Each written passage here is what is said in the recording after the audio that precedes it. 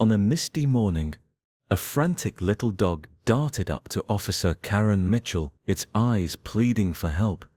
as if carrying a secret. When she followed its frantic lead, she stumbled upon an 8-year-old boy, whose very life unraveled a hidden smuggling empire. What shocking truth did this brave animal unearth, and how far would they have to go to stop the danger it revealed? At the break of dawn, on a quiet street still shaded by the soft glow of street lamps, a small brown dog, with matted fur and sad, urgent eyes bolted around a corner and skidded to a halt in front of Officer Karen Mitchell, its tail stiff with anxiety, and when she knelt to soothe it, he turned and began to dart back down the alley, as though beckoning her to follow, pausing only to glance over his shoulder, as if to say, "Hurry." Heart pounding with curiosity and concern, Karen sprinted after the panting creature over cracked pavement and past shadowed doorways, her boots echoing in the morning stillness, until they arrived at an abandoned construction site, where half-assembled wooden frames and rusted rebar lay scattered beneath a pale sky. There, glimmering faintly in the dim light, was a trail of dark red droplets that led beneath a tangle of lumber, and when Karen pushed aside the planks with gloved hands, she discovered an 8-year-old boy whose wide eyes shone with fear, his small body trembling against the cold earth, and his voice whispering brokenly, "Bad men, they wanted to hurt me." Without a moment's hesitation, Karen radioed for backup, her voice steady but urgent, and gently lifted the boy free, cradling him against her chest as he clung to the dog, now wagging his tail with relief, and murmured that his mother, Sarah, would be frantic when she awoke. Within minutes the wail of sirens pierced the dawn as paramedics arrived to wrap the boy in a warm blanket, checking his pulse and soothing his tears, while Karen traced the frantic path that had brought Shadow, as she would soon name him, to her rescue. Though Leo, the boy's name, was safe, Karen's sharp eyes noticed a scrap of patterned fabric snagged on a jagged piece of wood, and a small brass key, stamped with the number 3112, lying in the soil, and she tucked these clues into an evidence bag, her mind racing with questions. She guided Leo onto a stretcher, his tiny fingers clutching Shadow's soft fur, and watched as the paramedics loaded them into an ambulance bound for City General Hospital, where Sarah's worried face would soon appear. Later, back at the precinct, Karen led a team to Unit 3 still, at the nearby storage facility, its rusted door unlocked with the key, and swung it open to reveal a dimly lit room, filled with monitors, displaying live feeds of Sarah's home, the hospital's entrance, and even the very construction site they had just fled. Piles of cash lay stacked beside forged passports bearing foreign names, and beneath a tangle of cables was a loaded handgun, whose barrel still carried a faint scent of recently fired rounds. Each discovery deepened the mystery and tightened the knot in Karen's chest, for it was clear that this was no random act of cruelty, but an organized plot to terrorize a family whose past held secrets someone was desperate to bury. As forensic technicians snapped photographs and collected fingerprints, Karen allowed herself a moment to imagine Sarah pacing her living room, unaware of the danger that had stalked her son, and she steeled her resolve to see this through. She would not rest until every person who had followed Leo's frightened steps from that alley to the walls of the hospital was brought to justice. Though exhaustion tugged at her limbs, and the cold morning air still clung to her uniform, Karen felt a surge of gratitude for Shadow, whose loyalty and instinct had turned the tide of this hidden nightmare, and she whispered to the dog, whose eyes met hers with an almost human understanding, "Thank you for saving him." In the pale light of early morning, as detectives pored over notebooks and screens flickered with each recorded frame, one thing was certain: a brave little dog had led a dedicated officer to lift the veil on a dark conspiracy, and the first layer of clues, blood, fabric, a key, had opened a door into a world of fear, love, and unshakable courage that would test them all. As Karen carefully guided Sarah and Leo through the antiseptic corridors of City General, the boy's eyes widened as he caught sight of a dark-clad figure standing outside a high window, arms folded and gaze fixed on them, as though waiting for a signal, and in that instant, The hospital's peaceful hum was shattered by the pounding of Karen's command to lock it down, as heavy metal doors slid into place to seal every exit, and guards in tactical gear raced to post at every hallway and stairwell, leaving Sarah clutching Leo's hand so tightly that her knuckles turned white, her eyes brimming with tears, as she confessed through shaking breaths that Leo's father, a kind man she had loved, had once been drawn into a web of dangerous associates, smugglers, and forgers, until he had realized the peril too late and paid the price with his life, a tragedy that now threatened to swallow Sarah and their son. And though the hospital's fluorescent lights flickered overhead, Karen felt the weight of her promise to protect this family settle in her chest like a stone, even as Leo buried his face against Shadow's warm fur, trembling as the dog growled low, sensing the unseen threat beyond the glass. Later that afternoon, under a canopy of pine trees, in a secluded woodland cabin,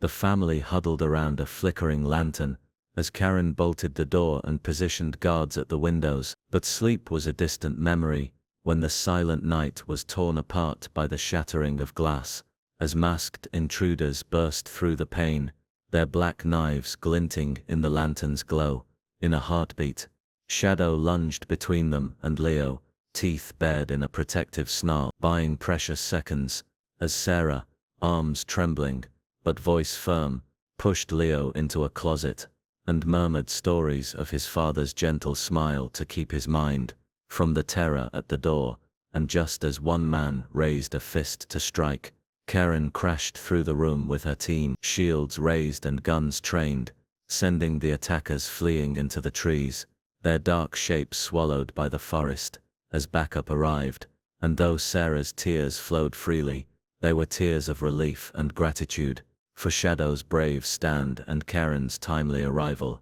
had saved them once more. In the days that followed, Karen returned to Leo's father's old house, where dusty light filtered through drawn curtains, onto a worn wooden floor that still bore the echo of past laughter. And behind a loose brick in the fireplace, she found a hidden safe, whose cold steel door yielded to her persistence, revealing a leather-bound ledger filled with names, dates and coded routes that traced a dangerous network of smuggling lanes, running from coastal docks to border checkpoint, complete with prices and promises of silence and crates marked for contraband, the very evidence that explained why Sarah and Leo had been hunted so relentlessly. As Karen read each entry, her heart clenched for the father Leo never knew, who must have catalogued these horrors in hopes of exposing them, and she vowed to bring every name in that ledger to light. With that resolve, she organized a series of raids on the warehouses and storage sites mentioned in the entry, briefing her team in hushed tones over maps spread across tablet screens in a dim command post, planning each strike to safeguard innocents and prepare for ambushes. And on each operation the air rang with the roar of engines and the crackle of radios, as officers stormed into cavernous rooms, lined with crates, flashing IDs and giving the criminals mythic figures of Leo's bedtime nightmares a chance to surrender. While in the shadows, Karen led Sarah and Leo through a safe corridor to watch from a reinforced observation point, Sarah's hand on Karen's arm, and Leo's eyes wide with both fear and awe, as officers cuffed suspects, confiscated weapons, and recovered ledgers that matched the codes in the father's journal. Across every raid the team faced bursts of gunfire and snarling threats, but they pushed forward, each victory unraveling another knot in the conspiracy, until even the smallest names in that secret book were brought into the light of justice. And through it all, Shadow never left Leo's side, his loyal presence a steady comfort as the boy learned,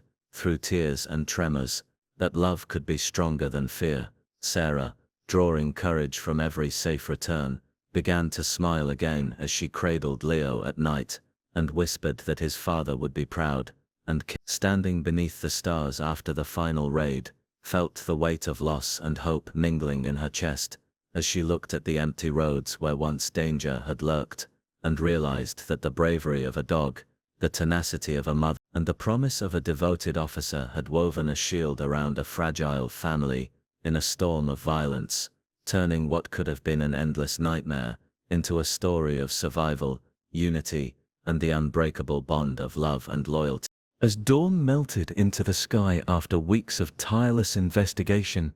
encrypted files recovered from the compound shed, chilling light on the broker's darkest ambition, a clandestine operation codenamed Reclamation, aimed at erasing every trace of those who dared to expose the smuggling ring, including Karen, Sarah, and little Leo, and even Shadow, whose loyalty had thwarted the syndicate at every turn. And with each decoded line of text and decrypted video clip, Karen felt her pulse quicken as she realized the depth of the threat. Still, she vowed not to cower before fear, and so she summoned her team under the cloak of night, their breath visible in the cold air, as they gathered around a battered map in a dimly lit briefing room, where pinpointed red markers indicated the broker's fortified stronghold, a former textile mill fringed by rusted barbed wire and patrolled by armed guards. As the clock inched toward midnight, Karen's voice was steady and clear, outlining the plan. A diversionary flare at the north gate to draw the sentry's fire, a carefully timed flashbang through the west entrance to disorient the lookouts, and a rapid sweep to the server room at the heart of the compound, where the broker hid behind screens and coded walls of silence. Even as she spoke, images of Sarah's tear-streaked face and Leo's trembling hand, clutched in Shadow's fur, flashed through her mind, steel weaving into her resolve. Moments later, the night exploded in light and sound, flares arced skyward in a burst of crimson flame, drawing shouts of alarm and a hail of bullets, and in the ensuing chaos, Karen and her squad crept through a side door, treading over broken glass and silent alarms, until they reached the corridor that led to racks of humming servers, cables twisting like mechanical vines. With precision born of training and desperation, they tossed stun grenades into the room, the concussive bang scattering file folders and sending startled guards reeling, and as smoke curled around their boots, Karen rushed to secure the master console, her gloved hands flying over the keyboard to lock down data backups and initiate an immediate transfer of evidence to international law enforcement agencies, each keystroke a promise that the broker's crimes would live on in light, not in shadows. Outside, fellow officers flooded the compound, cuffing suspects and corralling the panicked men in suits who had hidden behind the broker's rules. Amid the blaze of flashlights and the barked commands, one final figure tried to slip away through a back exit, but Karen, drawing on every ounce of resolve, tackled him to the ground and pinned him there, her heart pounding as she realized she was finally face to face with the man who had orchestrated so much suffering. In the hush that followed, punctuated only by the distant wail of sirens, Karen stood over the broker, his face drawn, his eyes flickering with disbelief as she read him his rights, and in that moment, the weight of every sleepless night and every tear shed in fear seemed to lift from her shoulders. Back at the precinct, the first pale light of morning found Karen slumped at her desk, watching on a grainy secure feed, as Sarah and Leo, still clutching Shadow between them, approached her office doors.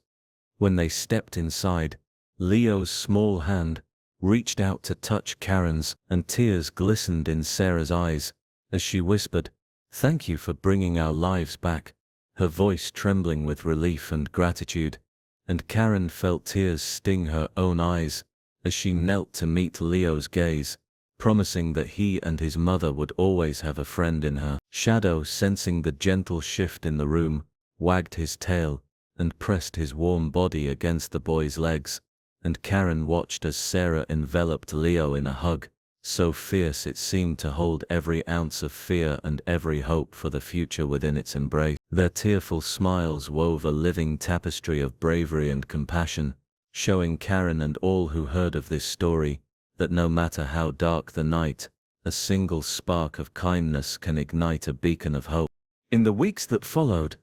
life slowly stitched itself back together, like a quilt patched with both scars and new threads. Leo returned to school, his backpack bouncing joyfully on his shoulders, as Shadow trotted loyally at his side, and though classmates bombarded him with curious questions, the boy answered each one with shy pride, in the dog who had saved him, and the officer who had never given up. Sarah, once haunted by sleepless nights and trembling at every shadow, joined a neighborhood support group, her smile gradually brightening as she shared her story and found solace in the understanding of others whose lives had been touched by violence. And Karen, wearing her badge with renewed purpose, walked her beat with a quiet confidence, greeting familiar faces and donating Shadow's favorite dog treats to the local shelter in memory of every stray soul that deserved a second chance. On a gentle spring evening, as the sun dipped low and bathed the world in golden light, Karen invited Sarah and Leo and of course Shadow to her modest apartment for a simple dinner of roast chicken and steamed vegetables, the aroma drifting through the windows like an invitation to normalcy. And around that small kitchen table, they laughed over shared memories, passed bowls of mashed potatoes, and toasted to the journey they had endured together. In the glow of lamplight, their shadows danced on the walls as symbols of trials overcome, and Karen realized that the courage of one little dog and the steadfast resolve of one policewoman had rippled outward to touch not only a mother and child, but an entire community, proving that when compassion and bravery walk side by side, they can transform tragedy into a testament of hope, healing, and the unbreakable bond that ties us all together.